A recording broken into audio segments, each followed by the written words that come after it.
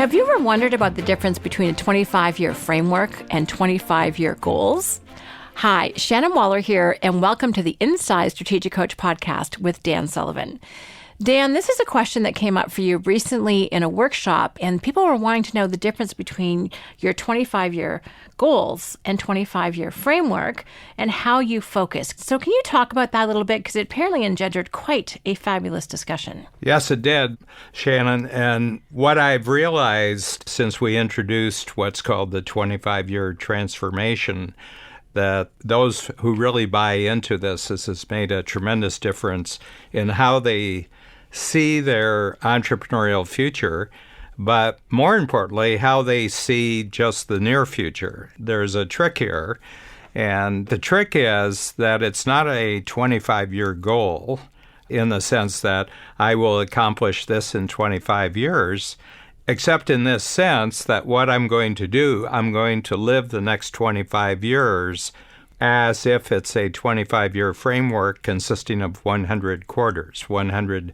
90-day periods. So that's my goal, to live the next 25 years within a time framework that consists of 100 quarters.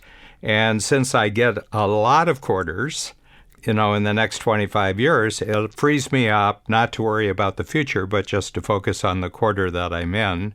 Because when I'm finished my first quarter of a 25-year framework, I've got 99 more quarters that's still available to me. And what I notice is that it has a tremendously relaxing and focusing impact, just the thought that I have 25 years to actually achieve incredible growth, incredible success in my life, but I really don't have to worry about any one of the quarters except the quarter that I'm in. And that is such a calming perspective. And we've had a lot of clients just go, all of a sudden, I feel like I can take a breath, I can breathe. Because a lot of them have some very, very big goals, 10 times goals, sometimes even 100 times goals. And in most entrepreneurs' minds, it's like, okay, that needs to happen in 90 days or in the next year. And they put themselves under enormous pressure. Mm-hmm. So you and our clients are really discovering that, you actually can give yourself a lot more time. And then those goals look like, well, I can probably do that in 10 years, at which point means like you've beat it. You've succeeded even faster, in less time than you allocated. And that's a great feeling. Yeah. I don't know if you've ever, Shannon, discovered this, that people have a resistance to goal setting because they feel immediately pressured.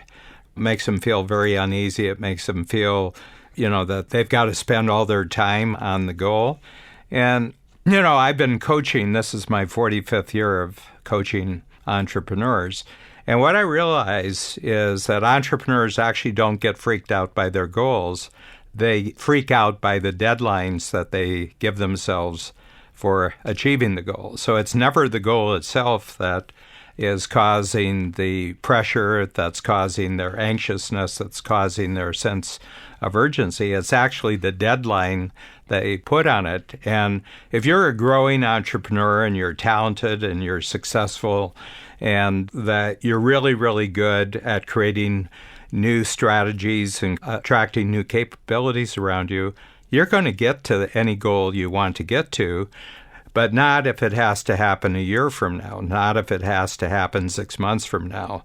Okay, so in the 10 times program, and this really put the spotlight on this unease with goals, I said to people, okay, the best revenue year you've ever had previously to coming into this workshop, I want you to write down the number just in revenue. I mean, we could do it with profits, we could do it with personal income, but I just want everybody in the workshop to have the same measurement so they can talk to each other about this using a common term, which is revenues.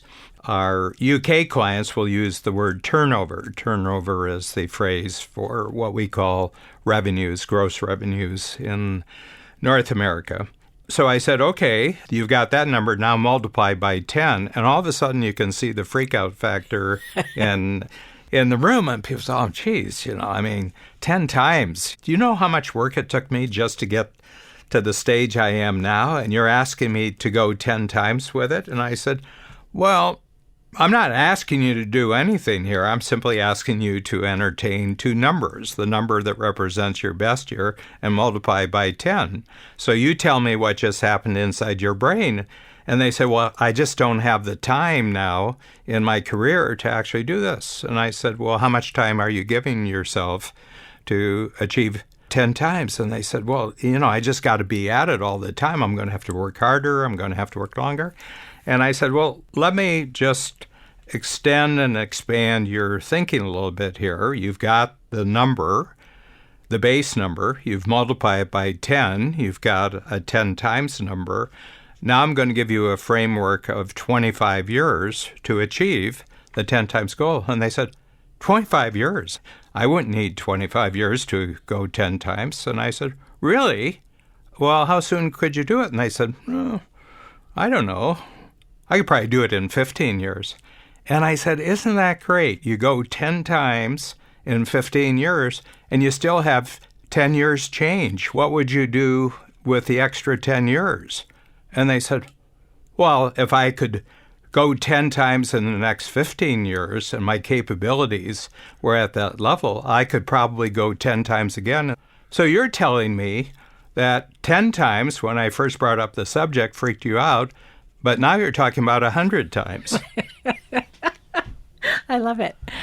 Yeah. So the greatest skill, in our lives is really coming to grips with time and how we use time. All of our success as an entrepreneur really actually isn't a function of our particular capabilities, our specialized capabilities. It's basically our mastery of time, especially, in this instance, mastery of a time period called the future. Mm-hmm. And my feeling is it's completely up to you to decide how you want to structure the future. I find personally that giving myself 25 years is really great. So, for example, I've started a new 25-year period when I was 70, which is just about 5 years ago now. But now I'm approaching 75 as we're doing this particular podcast. And I said, I'm just going to take advantage of the 75-year mark to actually rearrange the 25 years, and I'm going to start, and I'm going to have, this will be the fourth quarter of my first century, so I'm going to go from 75 to 100. And what I achieve between 75 and 100 will be extraordinarily greater, certainly 100 times greater than what I've achieved in the first 75 years, okay? And I said, yeah, that's really neat. That's really neat. I'll start over at 75, and then I'll give myself another 25 years. So what do you think about that? Because I haven't told anybody about that before this. Well, I love it, Dan, because I'm going to be here for the next 25 years. So I'm really glad that you have another 25-year plan. And it was so significant when you turned 70 to lay out your 25-year framework for the team. Because as you say, what's the old guy going to do? And to actually just say, okay, yes, here's the plan. And here's how many clients you want to have. Don't know how we're going to do that yet. But you were like, I'm in the game. I'm playing. Mm-hmm. That has not changed, which I absolutely love. And it's an inspiration not only to our team, but so many of our clients. So I love the 25-year framework, and there's just a peacefulness and a calmness, and I think it gets rid of some of that anxiety that can really curtail creativity, which is why I think it's so powerful. But the other part of it I want to talk about a little bit more is how it allows you to just focus on this quarter, of which you have 100. I see you energized, so energized at the beginning of every single quarter, and actually middle and end as well, because you know what you're working towards, but all of your attention and focus is on right now. Yeah. So here's the thing. I have no way of proving what I'm going to say, but I believe that how each individual entrepreneur handles time is unique to them, and it has a lot to do with how they look back and how they've handled a time period in the past. For example, most entrepreneurs, if I say, well, let's just leave the next 25 years the way they are right now, and let's just hold that thought that we have a 25-year framework ahead of you, but let's go backwards 25 years. So subtract 25 years from your present age. And first of all, were you even an entrepreneur then? Because some of the clients I'm working with are 35 and they were 10 years old. So I said, if you were to measure the progress that you've made since age 10 to age 35, would you say it's way greater than you thought was possible when you were 10 years old? And I said, oh, yeah. And I said, and is there any way at 10 you could have known how things have turned out when you're 35? And they say, no. And I said, so you already have a 25-year framework experience. Mm-hmm. And if I'm going deeper with this, I'll ask them to say, well, identify the 5 biggest breakthroughs that have actually taken you from 10 years old to 35. And there's been a lot of breakthroughs, but if you had to name 5 of them, and they can name them, and it's all a combination of them suddenly having a greater capability of their own, but also they're using the capabilities of other people that got them where they are. And I said, so you've got about 25 years experience of doing a 25-year transformation. You've already got 25 years in. You already have 100 quarters experience backwards that got you where you are, but you weren't even conscious of it then. Now you're conscious of it. Mm-hmm. And you're operating at 35 at a much, much higher level of knowledge. You have a tremendous amount more practical experience. But not only that, if you're a really growing entrepreneur, you've created teamwork around you, and you begin to realize, yeah, there are certain things I should do, my unique ability, but I got to keep surrounding myself with other people's unique ability. And I can see now much bigger opportunities than I ever could previously. So I said, let's just turn that 25-year transformation experience that you have and say, okay, this time you get to do it at a much higher skill level. You're much simpler in your thinking about what lies ahead than you were when you were 10 years old. So what if a equally exponential growth is going to happen, even greater exponential growth is going to happen during the next 25 years, but the only thing you really have to concern yourself is just the quarter that you're in, mm-hmm. and the other quarters will kind of be the result of the growth that you make over the next 90 days. So quarter number 2 will be probably easier, and you'll get bigger results if you do the right things in just the next quarter. So what's the best possible use of the next quarter, such that when you're finished this quarter, it actually allows you to have an even better quarter with number 2. Number 3 is better than number 2. Number 4 is better than number 3, and so on. And it's actually the growth becomes exponential, but you don't have to worry about what's going to happen in 25 years because all you have to think about is the next quarter. Well, I love that because you're compounding all the breakthroughs. You're compounding all the learning and the capabilities. And if anyone has not read Who Not How, please get it because it will definitely facilitate the partnering up with other capabilities. And it's also kind of, I don't even know, with our rapidly changing technological world, how could I plan? I mean, 3 years looks like a long time, much less 25 years. So the whole idea of having that 25-year framework, but just focusing on what I can affect this 90 days is very both calming and energizing all at the same time. Mm-hmm. I really like that. But I want to point out your plan is not to stop at 100. You have a much longer life plan than that. Well, my game plan, and there's a book by this title, My Plan for Living to 156. Quick story on that. I was born in 1944, and I couldn't live 100 years within the 20th century, so I said I'll live 100 years within the 21st century. 56 from the 20th, 100 from the 21st. That gives me 156. You just wanted to live a whole century. I wanted to live a whole century. I thought that'd be a real treat. From the very start of a century to the end of the century, I said, I think that'd be a pretty neat experience. And I use that, and, I've been at this since 1987 with this framework, and it's the only framework regarding my lifetime that I have. The moment I think about something, I said, well, I'm turning 75. I still have 81 years after that. So massive amounts of time. I can do the 1 to 100. I can do a 25-year to 125. I can do another 25 years to 150. And here's a sneaking suspicion I have, Shannon, that if I get to 150, I bet I can renegotiate the 156. I love that. Yeah, I definitely think you can at that point. I said, I think I will have solved some very fundamental problems about staying alive because nobody's done it that we know about. And people say, well, do you really think that you're going to get there? And I said, it doesn't have to do with whether I'm going to get there or not. It's what having that goal does to my ability to just live for today. So where the 25 years framework as an entrepreneur allows me to actually just focus on this quarter, the 156 years actually just allows me to focus on today. And I've got 90 todays, in the next quarter. So what do I do today? And what I do is focus on 3 things each day, work day, that will actually contribute to me having a great quarter.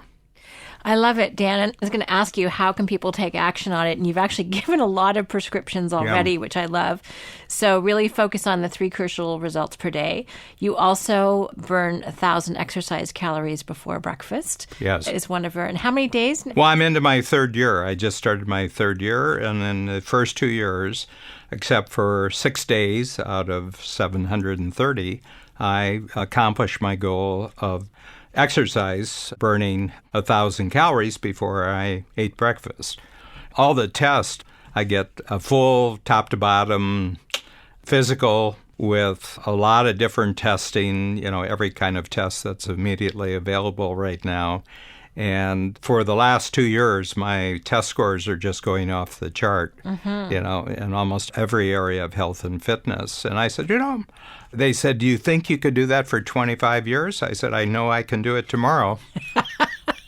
Which is perfect. Yeah. If I always know I can do it tomorrow, I don't worry about the 25 years or the 156 years. I said, if I'm doing this every day already, is there any logical reason except for injury or some debilitating sickness? Or is there any reason why I can't continually do it tomorrow? On any day over the next 25 years, is there any reason why I could not burn 1,000 calories? And we arrange where we are, that they have good gyms. So it's actually made Babs and me very, very strategic about where we stay when we're traveling someplace else. And all the gyms we have totally support my early morning habit. I love that. I also really like the thinking process of looking back over your last 25 years. So I'm thinking back, and I was already a coach then, and how much I've changed and learned and grown. It's kind of amazing. And what that means for the next 25 years. I think that's a really great thinking exercise. And just to kind of go through that process of what would your next 25-year framework, what would you want to be true? Not in a goal sense so much, but you've set some goals for Coach in terms of how many clients we might have. Again, don't quite know how we're going to get there, what it looks like, or what the fee structure will be. But there's some nice, exciting numbers out there. Yeah. And I'm not freaked out about the numbers. You got to have a number. You got to have some sort of measurement to your goals. So we just are a year into the Game Changer program. And I said 10 years, we've got 1,000 in the Game Changer. That's just a working number because you say, well, what kind of improvements and changes do we have to make in this first quarter? And this will be 40 quarters. What do we have to do to open ourselves up to having 1,000 at this level? So you work backwards from the goal and you say, well, what are the new capabilities, especially marketing and selling, and then other coaches to handle everything except the Game Changer program. You're using your future self. I mean, when you set a goal for the future, it's you in the future giving you some direction right now about how you have to improve and change right now if you're going to be that person later down. And, we always create the future for the notion of ourselves having much greater capabilities and opportunities at some point that you can put a date to it and you can put measurements to it. Yeah, but it gives you this flexibility, and entrepreneurs of all people on the planet should really take ownership of their future, and their future results, because first of all, nobody forced you to be an entrepreneur. I mean, this is strictly elective. Okay, and you're not required to be an entrepreneur. And the other thing is that you've more or less made yourself incapable of being anything else if you're an entrepreneur. You mean you're no longer employable? Yeah. I mean, I wouldn't hire me. And all the entrepreneurs that I coach, I wouldn't hire any of them, but I would collaborate with them, and I do collaborate with them, but I wouldn't hire them because they're too self-directed. They wouldn't work for somebody else. No, and no one else is going to do it for you, so you need to be in charge of your future. And nobody else owns your future time. Nobody else owns your future. You're the one who owns this, so take ownership. I find this 25-year framework very useful, both from just it's like, yeah, I've got a lot of time to accomplish my big goals, and then the absolute clarity and focus it gives you for this quarter. So thank you, Dan, for clarifying the question, and I know that other people are going to find this incredibly useful. Thank you. Thank you, Shannon. Great questions. Thank you so much for listening. If you like this, please feel free to share and definitely subscribe, and we'll talk to you next time on the next Inside Strategic Coach podcast.